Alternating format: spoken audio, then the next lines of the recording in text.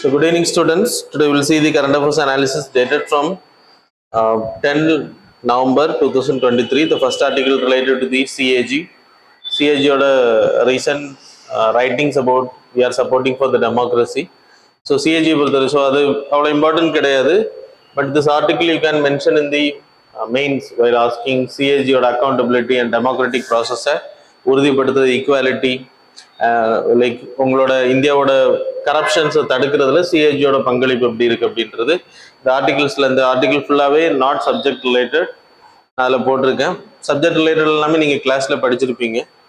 So சிஏஜியை பொறுத்தவரைக்கும் comptroller auditor general under article 148 the president will appoint a person as CAG like president warrant hand and seal. Warrant under hand and seal. So 65 years of age or 6 years of tenure. So இதான் உங்களோட retirement office ending. And then he is also called as custodian of public purse. So ஒட்டுமொத்த இந்தியாவோட தணிக்கை office இதுதான். இந்தியாவுக்கு மொத்தம் state government central கவர்மெண்ட்டுக்கும் தனியாக கிடையாது.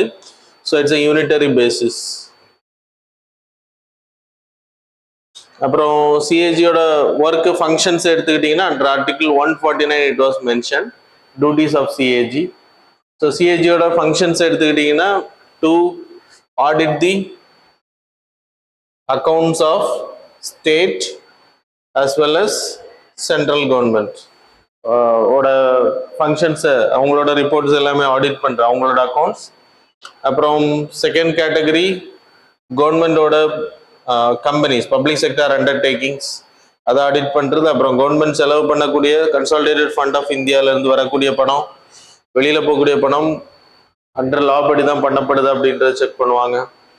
And then fourth category so budget allocation இந்த ப்ராஜெக்ட் அலோகேட் பண்ணக்கூடிய பணம் வந்து அதுக்கு தான் செலவு பண்ணப்படுதா அப்படின்றத செக் பண்ணுவாங்க. So that's a main functions of the CAG. So சிஏஜியை பொறுத்த வரைக்கும் so it's a very important post. ஏன்னா கவர்மெண்டோட மொத்த வரவு செலவுகளையும் தணிக்கை பண்ணக்கூடிய பர்சன். ஸோ அவரை வந்து ஈஸியாக ரிமூவ் பண்ணுற மாதிரி வைக்கக்கூடாதுன்றனால இன்சுலேட் பண்ணியிருக்காங்க. So CAG can be appointed as a director after this. இல்லைன்னா சிஏஜிக்கு பிறகு எந்த போஸ்டிங் கொடுக்கக்கூடாது. ஃபர்ஸ்ட் டைம் அதுவும் நடந்துச்சு. சிஏஜி வந்து வினோத் ராய்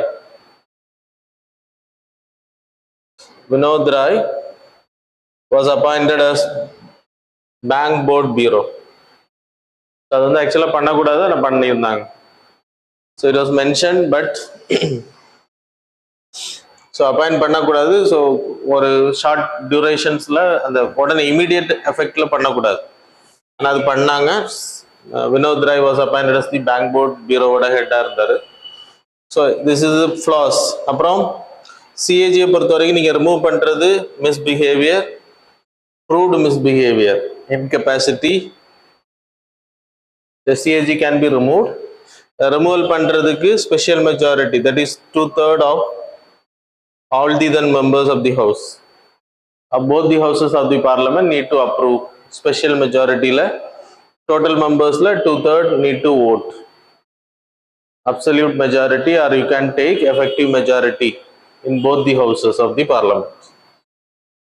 ஸோ இது பாஸ் பண்ணதுக்கு பிறகு he can be removed. அதனால ஈஸியாக வந்து ரிமூவ் பண்ண முடியாது. அது மாதிரி அவங்களோட சேலரி எந்த காரணத்தை கொண்டும் ரெடக்ஷன் பண்ணக்கூடாது. அப்புறம் இவரோட reports related to the central government will be like submitted to the president and then state government will be submitted to the governor. So அவங்க என்ன பண்ணுவாங்கன்னா பார்லிமெண்ட்ல சப்மிட் பண்ணுவாங்க. ஸ்டேட் லெஜிஸ்லேச்சர் கவர்னர் அப்படின்றப்போ ஸ்டேட் லெஜிஸ்லேச்சர் சப்மிட் பண்ணுவாங்க. Public sector undertaking public accounts கமிட்டின்னு ஒன்று இருக்கும் பார்லிமெண்ட்ல. இந்த committee will scrutinise the bill and make summary on the பில்லில் report and it will be discuss in the parliament. So சிஏஜியை பொறுத்த வரைக்கும் நிறைய 2G ஸ்பெக்ட்ரம் கேஸ் இந்த மாதிரியான விஷயங்கள் எல்லாம் வெளியில் கொண்டு வந்தது சிஏஜியோட பங்களிப்பு இருக்கு. ஸோ இன்னைக்கும் நம்ம கவர்மெண்ட் வந்து செய்யக்கூடிய ஒர்க்கை corruption and then wrong things will be இதில் வெளியில் கொண்டு வர்றது இதோட பங்களிப்பு ரொம்ப முக்கியம், சிஏஜியோட பங்களிப்பு. So that's all about this article. So இதில் apart from this is constitutional basis ஒர்க்கை நான் சொன்னேன். இந்த ஆர்டிக்கிளில் சிஏஜி வந்து சிஏஜியோட தலைவர் சிஏஜி கண்ட்ரோல் ஆடிட்டர் ஜெனரல் அவர் எழுதியிருக்கக்கூடிய ஒரு நியூஸ் ஆர்டிக்கிள் தான் நான் இப்போ நியூஸில் போட்டிருக்கேன். So go and study it. இதை படிச்சுட்டு அதை பாருங்க. And then United Nation board of ஆடிட்டர்ஸ்ல we are also member. CAG is the member. அதையும் ஞாபகம் வச்சுக்கோங்க. United Nation board of ஆடிட்டர்ஸ்ல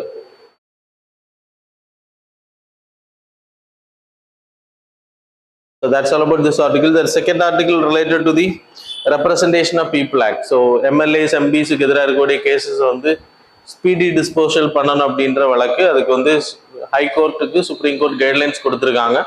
monitoring bench அமைக்கப்படணும். அந்த கேசஸ் எல்லாம் எப்படி நடக்குது, வேணுங்கன்னே இழுத்தடிக்கப்படுதா அப்படின்றது. ஏன்னா 5175 cases are pending all over India. MPs, MLAs க்கு எதிராக இருக்கக்கூடிய legislative people who are making laws. அதில் கிட்டத்தட்ட நிறைய கேசஸ் 40% மேலே கேசஸ் 5 years பெண்டிங்கில் இருக்கு. Even lot of cases are murder, kidnapping. So இந்த மாதிரியான கேசஸும் இருக்கு. ஸோ யார் அப்படின்னா இந்தியாவுக்குன்னு சட்டம் ஏற்றக்கூடிய பர்சன்ஸ். ஸோ அது வந்து அப்படி இந்த கிரிமினலைசேஷன் ஆஃப் பாலிடிக்ஸ் இருக்கக்கூடாது அப்படின்றதுனால தான் இந்த actions important. So there is a representation. நமக்கு எக்ஸாம் பாயிண்ட் ஆஃப் வியூவில் கிரிமினலைசேஷன் ஆஃப் பாலிடிக்ஸ் எழுதும்போது நீங்கள் இந்த கேசஸ் எல்லாம் எழுதுனா வேலிடாக இருக்கும். இல்லைன்னா சும்மா எழுதுறதுக்கும் வேலிட் பாயிண்ட் வச்சு எழுதுறதுக்கும் இம்பார்ட்டன்ஸ் இருக்கு. சரியா? Okay. So Representation of People Act is there to the எலெக்ஷன்ஸை வந்து கண்டக்ட் பண்ணக்கூடிய கேட்டகரி. எலெக்ஷன்ஸை கண்டக்ட் பண்ணக்கூடிய category displayed. Okay, so elections are conduct பண்ணக்கூடிய, so actual conduct of elections, administrative machinery எப்படி ஃபங்க்ஷன் பண்ணணும், அப்புறம் எலெக்ஷன் offenses இந்த டிஸ்பியூட்ஸை வந்து தீர்க்கிறதுக்கு, டிஸ்குவாலிஃபை பண்ணுறது, பை எலெக்ஷன்ஸ் நடத்துறதுக்கு, அப்புறம் registration of political parties under 29 section A, section 29A அப்படின்ற நம்ம ரீசெண்டாக கூட பார்த்துருந்தோம். ஸோ இது எல்லாமே வந்து ரெப்ரசன்டேஷன் ஆஃப் பீப்புள் ஆக்டில் மென்ஷன் பண்ணப்பட்டு, and section 8 Representation of People ஆக்டில் ஒரு எம்பி வந்து எப்படி டிஸ்குவாலிஃபை பண்ண, member of legislators can be disqualified from the post. So hoarding, profiteering, corruptions cases, அப்புறம் 2 வருஷத்துக்கு மேல தண்டனை வாங்கியிருந்த இதெல்லாமே இதுல மென்ஷன் பண்ண செக்ஷன் 8, செக்ஷன் 9 இதெல்லாமே நீங்க படிக்கணும், ரொம்ப இம்பார்ட்டன்ட். ஸோ இதுல தண்டனை வாங்கக்கூடிய பர்சன்ஸ் கேன் பி டிஸ்குவாலிஃபைடு. இப்போ 2 years பனிஷ்மெண்ட்டுக்கு மேல வாங்குறவங்களுக்கு அவங்க 6 years பனிஷ்மெண்ட் முடிகிற டேட்ல இருந்து 6 years அவங்க எலெக்ஷன் நிற்க முடியாது. ஸோ அதை வந்து அதிகப்படுத்தணும் அப்படின்றதையும் கோரிக்கை வச்சிருக்காங்க. ஸோ அதெல்லாமே கோர்ட்ஸ் பண்ண முடியாது, parliament can do it. So இந்த sections are important. And then உங்களுக்கு நான் சொன்ன மாதிரி ட்ரையல்ஸில் கிட்டத்தட்ட 5175 கேசஸ் பெண்டிங்கில் இருக்குது. 2116 கேசஸ், 40% ஆஃப் த கேசஸ் 5 yearsக்கு மேலே பெண்டிங்கில் இருக்கக்கூடிய கேஸ். அப்போ ஒரு லெஜிஸ்லேட்டர் வந்து அவர் ஆட்சியை விட்டுட்டு வெளியில் போகும்போது, இல்லைன்னா அவரோட பதவி முடியும் போதும் ஜட்ஜ்மெண்ட் வர மாட்டேங்குது. That's irony. அப்புறம் Maharashtra is having 482 cases, largest on the UP, 1377 cases were pending. அது மாதிரி பீகார் 546, மகாராஷ்டிரா 482. ஸோ இதெல்லாமே நீங்கள் நோட் பண்ணி வச்சுக்கோங்க. ரெப்ரசன்டேஷன் ஆஃப் பீப்புள் ஆக்ட்னா என்னன்னு படிங்க. எலெக்ஷன் ப்ராசஸ் நடத்துறதுக்கும் பொலிட்டிக்கல் பார்ட்டிஸை ரெஜிஸ்டர் பண்ணுறதுக்கு, இதுக்கு எல்லாமே கண்டக்ட் ஆஃப் எலெக்ஷன்ஸ் எப்படி நடத்தப்படணும், இதெல்லாமே 1951 ஆக்ட்ல சொல்லப்பட்டிருக்கு. அதில் தான் section 8 and 9 is important to disqualify a person who is doing corruptions, criminal offensesல மாட்டுறவங்க, 2 வருஷத்துக்கு மேல தண்டனை, இதெல்லாமே அங்கே தான் மென்ஷன் பண்ணணும். So study it. So that's all. Then third article, cash for query case. Mahua Moitra அந்த எம்பி மேல, திரிணாமுல் காங்கிரஸோட எம்பி, அவங்க மேல ethical committee, that is ethics committee. So enquiry முடிச்ச அப்புறம் recommendation to remove her from the அப்படின்னு நினைக்கிறேன். இன்னும் ரிப்போர்ட் வரல. ஸோ அது வர்றதுக்கான வாய்ப்புகள் அதிகம். ஸோ அவங்கள ரிமூவ் பண்ணுறத ரெக்கமெண்ட் பண்ணி. ஸோ எத்திக்ஸ் கமிட்டி நமக்கு இம்பார்ட்டன்ட் எக்ஸாம் பாயிண்ட் ஆஃப் வியூவில். ஆல்ரெடியும் இந்த கேஸ் ஆரம்பிக்கும் போது நான் உங்களுக்கு சொன்னேன். ஸோ 1996ல் first time it was mooted in the parliament, that is by Rajya Sabha. ராஜ்யசபாவில் கே ஆர் நாராயணன் அவர் வந்து வைஸ் பிரசிடென்ட். அந்த ராஜ்யசபாவோட சேர்மனாக இருக்கும்போது தான் first time it was constituted in the parliament. ராஜ்யசபாவில் 15 மெம்பர், ராஜ்யசபா பொறுத்த வரைக்கும் 1997, ராஜ்யசபா பொறுத்த வரைக்கும் 10 members will be there in this committee. அது மாதிரி 2000ல் ஃபுல் ஃபிளெஜ்டாக வந்து 2005க்கு மேலே 2000ல் இனிஷியேட் பண்ணாங்க எங்கள் லோக்சபாவில். பாலயோகி அப்படின்ற ஒரு ஸ்பீக்கராக இருக்கும்போது இட் வாஸ் இனிஷியேட்டட். ஸோ இந்த ரெண்டு ஹவுஸ்லையுமே இது இனிஷியேட் பண்ணக்கூடிய இந்த ethics committee appointed by the concerned chairperson, presiding officer appoint பண்ணுவாங்க. ராஜ்யசபானா chairman and then here it is speaker. So appoint பண்ணப்பட்ட இவங்க 15 மெம்பர்ஸ், லோக்சபா பொறுத்தவரை 15, அங்கே 10. இவங்களோட டென்யூர் இஸ் 1 year. சரியா? ஸோ இது இம்பார்ட்டன்ட். அண்ட் தென் இதோட பர்பஸ், எத்திக்ஸ் கமிட்டிக்கும் ப்ரிவிலேஜ் கமிட்டின்னு ஒன்று இருக்கு, ரெண்டுமே சேம் தான். மெம்பர்ஸ் மேலே ஆக்ஷன் எடுக்கிறது, யாராவது பார்லமெண்ட்டுக்கு எதிராக அவதூறுகளை பரப்புறாங்க, பார்லமெண்ட் மரியாதை குறைக்கிற மாதிரி நடந்துக்கிறாங்கன்னா அவங்க மேலே ஆக்ஷன்ஸ் எடுக்கிற we having privilege committee as well as ethics committee also.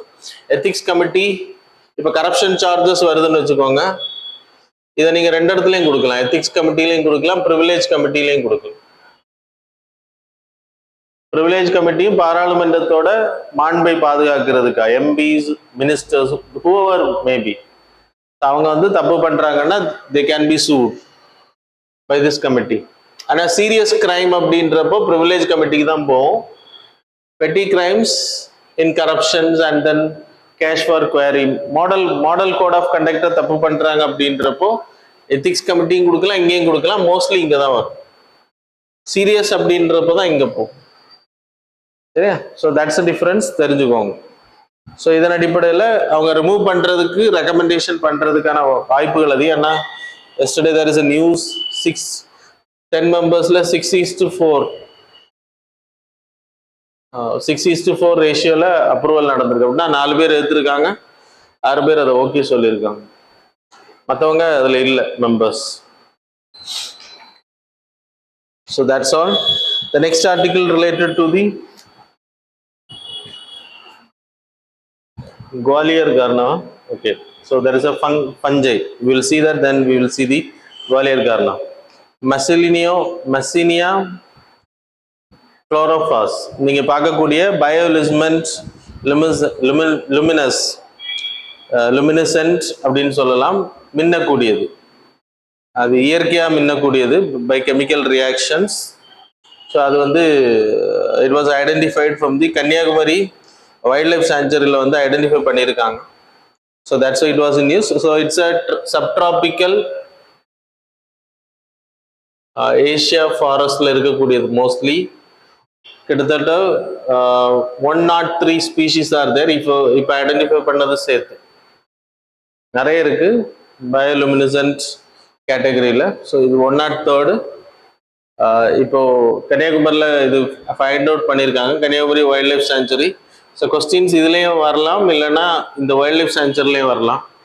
So இந்த வைல்ட் லைஃப் சாங்சுரியை பொறுத்த வரைக்கும் you have the tip parts. அப்போ you have this 3 seas merge ஆகக்கூடிய area, bay of Bengal, Indian Ocean and then Arabian Sea. அப்புறம் இதில் main important 7 rivers originate ஆகக்கூடியது this wild life sanctuary ஏரியாஸில். தட் இஸ்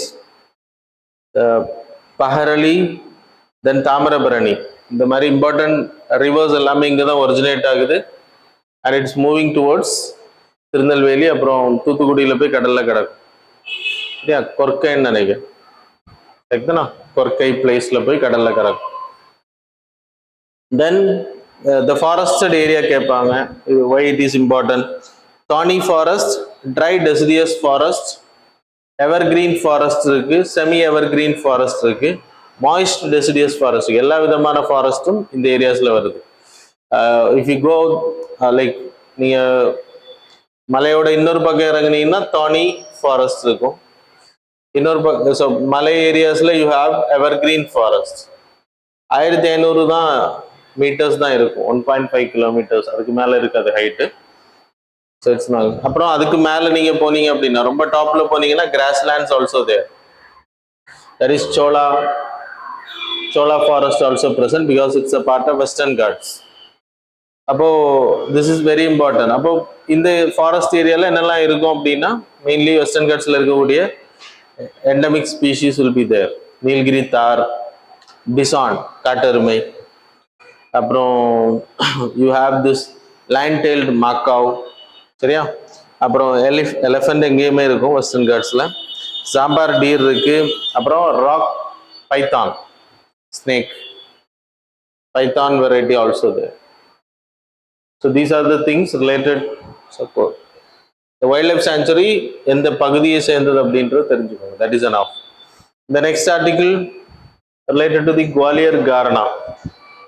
Recently நம்ம பார்த்தோம் Gwalior Garna, Gwalior area, the Gwalior city was identified as the music city of India. இந்தியாவில் Hyderabad gastronomy, அது மாதிரி Kochi literature, இப்படி நிறைய சிட்டிஸ் வந்து ஆட் பண்ணியிருக்காங்க. Handicrafts, Ladakh, Kashmir area. So இதெல்லாமே ஐடென்டிஃபை பண்ணப்பட்டிருக்கு. அது எல்லாமே ரிவைஸ் பண்ணிக்கோங்க. நான் இங்கே உங்களுக்கு எக்ஸ்ட்ரா பாயிண்ட்டை மட்டும் சொல்கிறேன்.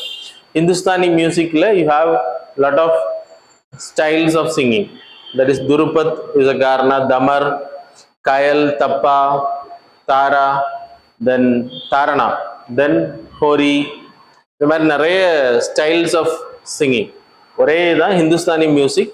சான்ஸ்கிரிட்ல தான் முதல்ல யூஸ் பண்ணால் அப்புறம் அதை ஹிந்திக்கு மாற்றுறாங்க. அப்போ அது டிஃப்ரெண்ட், ஒவ்வொரு ஊருக்கு ஏற்ற மாதிரி. கார்னான்னா வேற ஒன்றும் கிடையாது, இட்ஸ் அ லோக்கலைஸ்ட் கிராமங்கள், இந்த நேட்டிவ் பிளேஸஸ் சொல்லுவாங்க. ஸோ த ஹவுஸ்ன்னு பேரு கார்னா அப்படின்னா the Sanskrit meaning is house. அப்போ அந்த லோக்கலைஸ்ட் ஏரியாவில் இருக்கக்கூடிய style of singing that is called as gharana. அப்போ குவாலியர் கார்னான்றது ஆக்சுவலாக இட்ஸ் ஒரிஜின் ஃப்ரம் கயல். கயல்ன்றது it's a Karnaugh.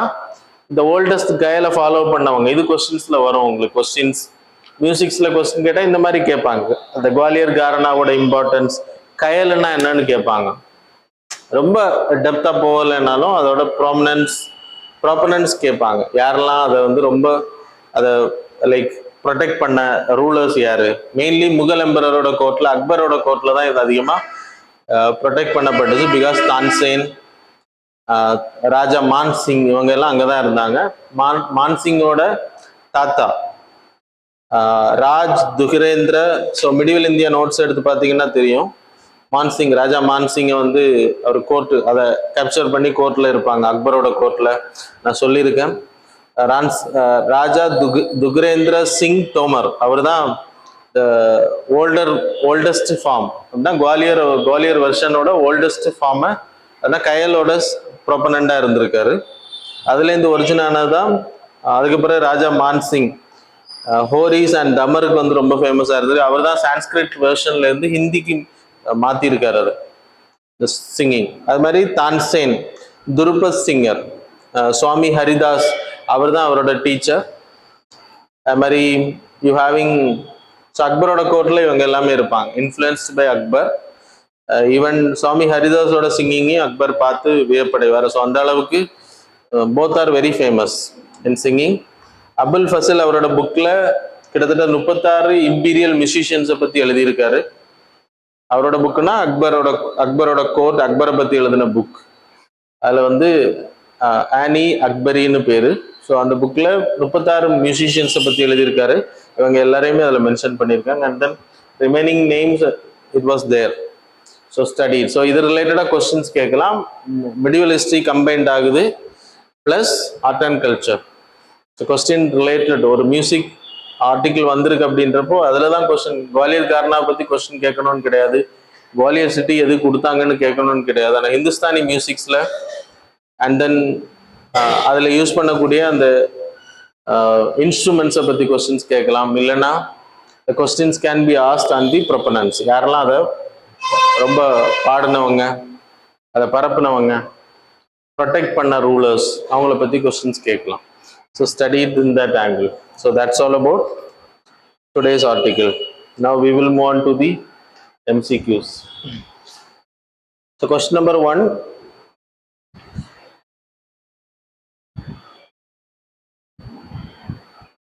With reference to the Energy Conservation Building Code of India, consider the following statement. Statement number 1, it has been launched by Energy Efficiency Services Limited.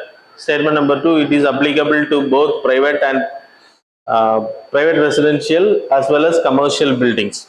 Which of the statements given above is are correct? Options are A, 1 only, B, 2 only, C, both, D, neither. Question number 2, with reference to the Global TB Report 2023 released by WHO, statement number 1, 2022 TB became the world's leading cause of death from single infectious agent followed by COVID-19. Statement number 2, 30 high burden TB countries collectively accounted 87% of the world TB cases in 2022. India is one of them.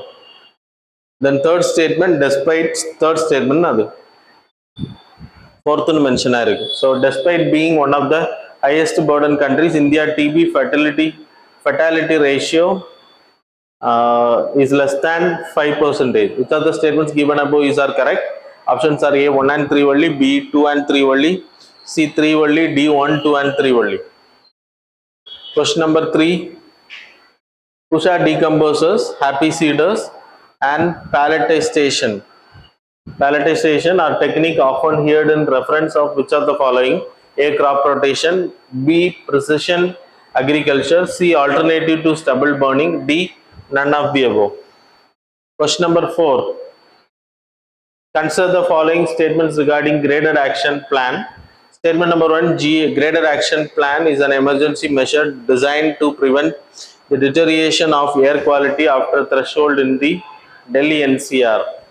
Statement number 2, 3 in mention ஆயிருக்கு. The Ministry of Environment, Forest and Climate Change implements the graded response action plan in the incremental nature. Statement number 3, அது 4 in mention ஆயிருக்கு. Commission for Air Quality Management in NCR and adjoining areas are notified the GRAP in 2017. How many of the above statements are not correct? Options are A, only one statement is correct, B, only two statements are correct, two statements are not correct, C, all the three statements are not correct, D, none of the above. So எது not correct னு கேட்டிருக்காங்க, correct answer பண்ணும். Okay, next. So with reference to the Pusha 2090, consider the following statements. Statement number 1, it is a paddy variety developed by the Punjab Agriculture University. Statement number 2, it is crossed with Pusha 44 with CB 501 Japanico rice line.